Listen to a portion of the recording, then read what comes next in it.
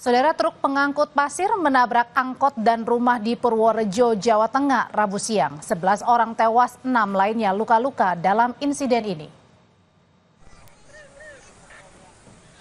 Kecelakaan terjadi di Jalan Purworejo Magelang di Desa Kali Jambe. Truk sebelumnya melaju dari arah Magelang menuju Purworejo dan diduga kehilangan kendali.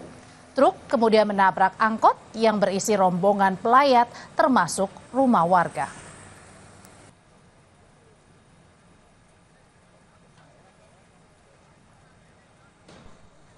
Jumlah korban sementara insya Allah mudah jangan bertambah lagi.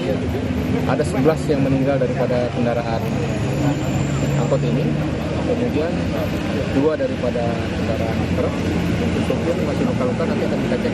Nah, kemudian pada saat itu oleng, ya, dia menyalip. Ini sebenarnya tidak boleh nyalip karena garis lurus. Ya, menyalip. Kemudian ini apakah ini remnya blong atau tidak sempat ngerem, tapi kita akan kita dalami. Kalau melihat daripada TKP, kita belum menemukan bekas rem.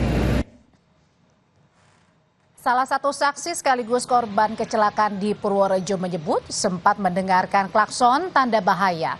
Tapi korban bersama istrinya tak sempat menyelamatkan diri hingga tertimpa reruntuhan puing rumah mereka.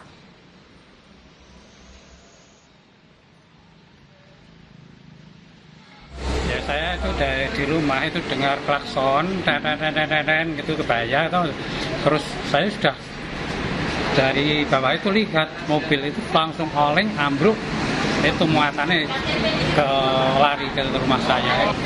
Kalau saya cuma sakit sini sama ini, soalnya kalau istri saya itu kepalanya itu jahit gitu. Terkena apa itu, Pak? Kena ketikan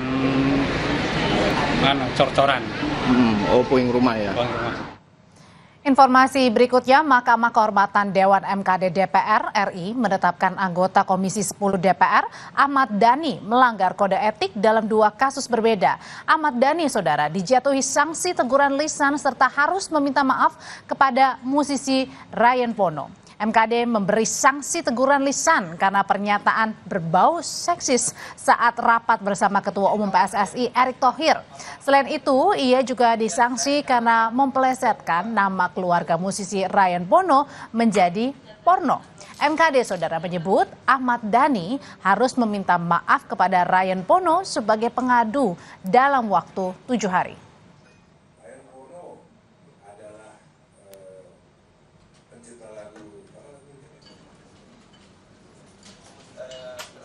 Teradu yang terhormat Ahmad Dhani Prasetyo dengan nomor anggota A119 dari fraksi Partai Gerakan Indonesia Raya telah terbukti melanggar kode etik DPR RI.